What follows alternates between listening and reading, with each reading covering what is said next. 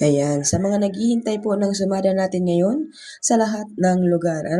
So marami po ang naghihintay, ayan. So kung napapansin niyo guys, wala pa rin yan yung Quezon, no? So talaga guys, ako ay nawawala ng gana magsumada ng Quezon Province kasi talagang simulat sa pool, walang nanalo dyan. At hindi tayo napansin ng mga taga Quezon Province na yan, So nakakapagtampo lang talaga guys ang lugar na yan.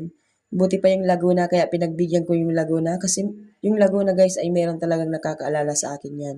Kapag sila po ay nanalo, so meron din pong nagpi-PM na dalawa, So, kaya napagbibigyan po natin. Pero yung Quezon Province guys, wala. Kahit marami yung nagsishare. Ngayon, kung pagbibigyan ko po kayo guys na magkaroon ng sumada sa Quezon Province, sige, i-share po ninyo ang video na to. So, isang kahilingan lang. Mag-share kayo guys ng video na to na pinapanood ninyo ngayon na ngayon. So, i-share nyo po ito kung kayo po ay taga Quezon. And then, comment kayo sa baba ng share done. So, i-comment nyo lang po sa baba ng share done at bibigay ko po kayo ng sumada agad-agad. So, yan po ang ibibigay ko po sa inyong napakadali lang pong solusyon kung gusto po ninyo ng sumada sa STL ng Quezon Province. So, wag po kayo mag-alala guys kasi ang ibibigay kong numero ay sumada rin naman po sa Quezon Province talaga. At hindi naman po ako guys manlulokong tao. So, hindi po ako ganun. Okay? Sa mga nais po ng sumada ng Quezon Province, so i-share nyo lamang po ang video na to at mag-comment kayo sa baba ng share done at ibibigay po natin ang inyong sumada. Okay? So, dito na po tayo guys sa kabila. So, ang sumada natin dito guys sa kabila na Zambales, Kalinga, Caloocan, Angeles, Santiago City, Marinduque, Bataan, Pasay, Cagayan. Ayan, so yan ang Cagayan, Mount Province, Bulacan. Sa mga magtatanong po dyan guys, ang mga gusto pong mag-alaga ng numero, bakit kailangan pa ninyong itanong sa akin kung ano yung aalagaan ninyo? Kung meron na po sa inyong harapan, di ba? So, alagaan ninyo to guys, 3 days. Kasi ang sumada natin ay every 3 days po ang expiration.